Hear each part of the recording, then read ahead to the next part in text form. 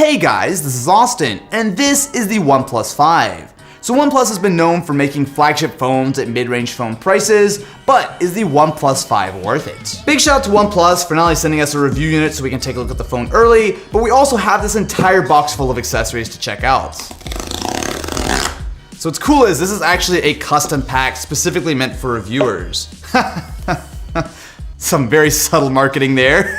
First, we have the OnePlus 5 itself. So this is the higher end model with 128 gigs of storage, but we also have a few accessories here. So this is the bumper case. We also have the sandstone, we have a rosewood, and we also have ebony. Does anyone care about this stuff? So we have the phone itself, which at first glance looks pretty similar to the OnePlus 3. We also have the dash charger, which is kind of enormous. It looks like two iPhone chargers just like squashed together. From the front, it looks fairly similar to the OnePlus 3. However, when you flip it around back, you'll see they've actually done some pretty major changes here. So even though this is only 0.2 millimeters thinner, because it has a more tapered edge and the whole thing feels a lot more rounded, it actually feels a lot thinner. And of course, we do have those dual rear-facing cameras, not similar to any other smartphone at all. Yeah, there's definitely a little bit of a resemblance in the family. So one of these cameras is going to be your main shooter, and one of them is going to be a telephoto lens. Pop out the SIM slot, and again, we do have support for dual SIMs, but what you can't do with the OnePlus 5 is use a micro SD card here. I'm kind of surprised at how much I like this design. So up front, it definitely has much larger bezels than something like a Galaxy S8, but as far as just like in-hand feel, I really do like how the tapered design just kind of fits nicely. For comparison, the Galaxy S8 has a lot smaller bezels. So put side by side with the OnePlus 5, it's clear that this looks like a phone from the future and this looks like a normal smartphone. Now, that's not necessarily that bad of a thing. So the OnePlus 5 still does have a full home key with the fingerprint sensor, whereas with the Galaxy S8, you kind of have to deal with the goofy thing on the back. But when you look at these side by side, it's clear that while the OnePlus 5 is caught up in specs, design, it still has a little ways to go. Inside, the OnePlus 5 absolutely has flagship specs. So it's rocking an octa-core Snapdragon 835 processor, either 6 or 8 gigabytes of RAM, as well as 64 or 128 gigabytes of storage. So both the Galaxy S8 as well as the OnePlus 5 are fast, and the OnePlus actually slightly edges out the S8, but regardless across the board, these are very, very fast phones. What's almost more impressive is the speed of the storage on the OnePlus 5. Where the Galaxy S8 is definitely no slouch, here we're able to get over 700 megabytes per second on the read speeds. To put things in perspective, that's faster than a lot of PC SSDs. Inside, this guy is also rocking a pretty solidly sized 3300 mAh battery.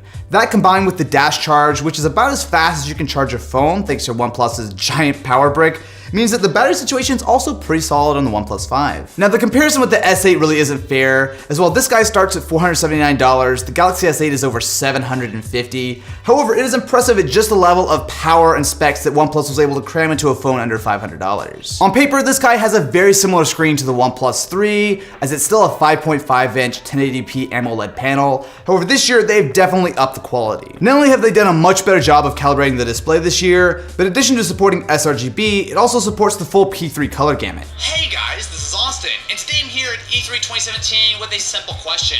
PS4 Pro or Xbox One X? The screen here is a really big jump over the OnePlus 3. So while it's not quite as good as something like the Galaxy S8, it's still AMOLED, it still looks great, and honestly, having a 1080p resolution still looks totally fine. If anything, it's just going to help your battery life. The one issue with the OnePlus 5 as far as video goes though is the speaker. So it's still a single bottom firing speaker, and while it sounds decent, it does get reasonably loud. Compared to something like the iPhone, which also hides a second speaker in the earpiece, it just doesn't sound as good. The OnePlus 5 also supports Bluetooth 5.0, which I shall demonstrate in total overkill fashion. The OnePlus 5 is also running Android 7.1.1 with the latest version of Oxygen OS. For the most part, it's fairly stock looking. They have made a couple of tweaks. For example, they have app priority, which will supposedly figure out which apps you use most often and preload them in the background. And one of the things they've done is they've enhanced the latency. So everything here should feel a little bit quicker than normal.